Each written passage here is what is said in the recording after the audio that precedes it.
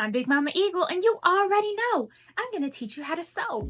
Welcome back to my channel. Today, I'm going to teach you how to hem a pair of jeans like a professional. I'll teach you the difference between a standard and a European hem and show you how to flawlessly execute this technique. But before we get started, let's play a game. Can you spot the difference between these two hems? If you notice the distressed look at the bottom, you nailed it. That detail is called roping, and it wasn't always intentional.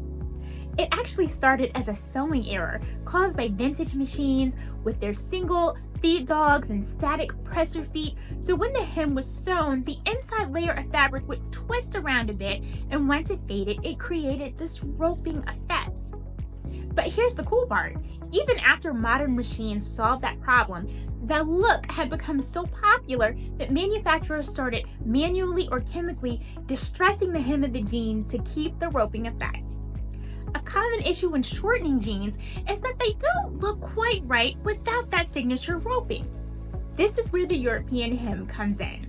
And now I'm going to show you how to use a European hem so that when you shorten your jeans, they look just like they did when they came from the manufacturer. Roping and all. Let's get started.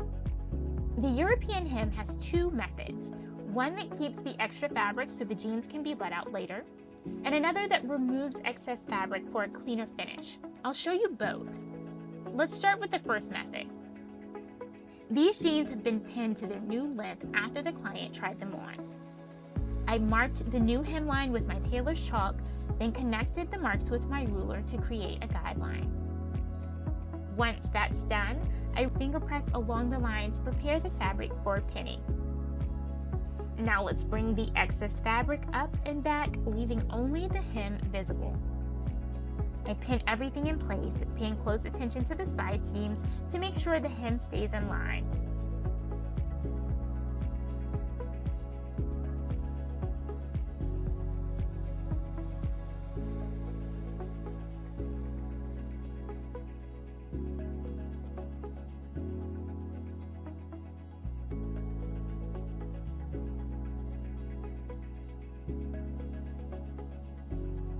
When I'm done pinning, this is what it looks like.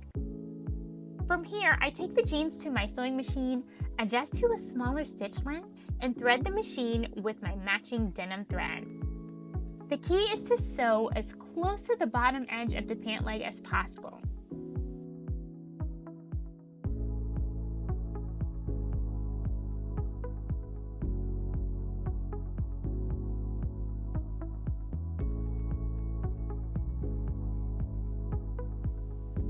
To finish, I tack the sides right in the seam line. Because the excess fabric is still inside the leg, you could let this hem back out if needed.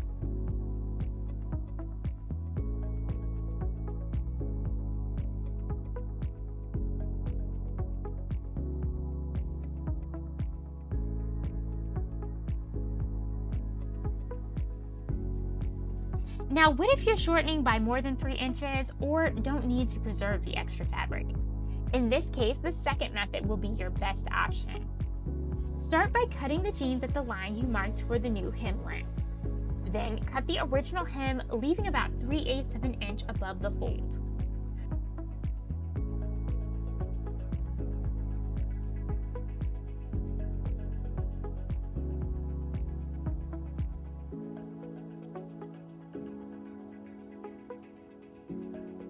I finished the raw edges of both pieces with my serger, but you can also use a zigzag stitch if you don't have one.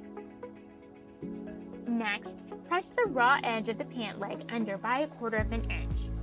Once it's pressed, pin the hem back into place, starting at the side seam.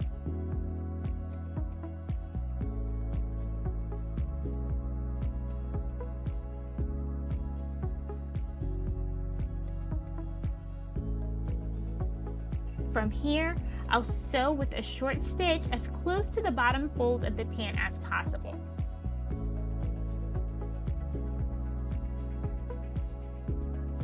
And here's what the second method looks like on the inside. The excess fabric is removed, leaving a nice clean finish. Here's a quick side-by-side. This is the inside of the first method where the fabric is preserved. and this is the second method where the fabric is removed.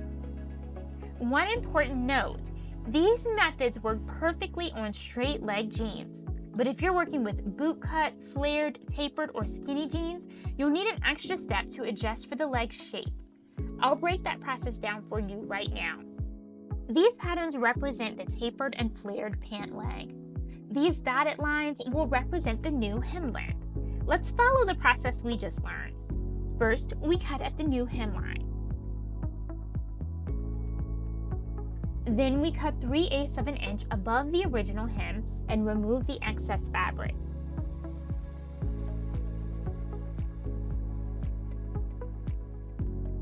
Our next step would be to rejoin the original hem, but you can see here that we run into a problem.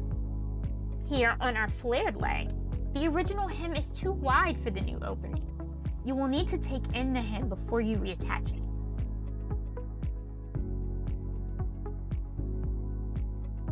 Easy. The tapered leg is a bit more complex. Since the original hem is too narrow for the new opening, we need to taper the pant leg to match before reattaching it. This step requires extra precision, especially with denim's fading patterns and seam details.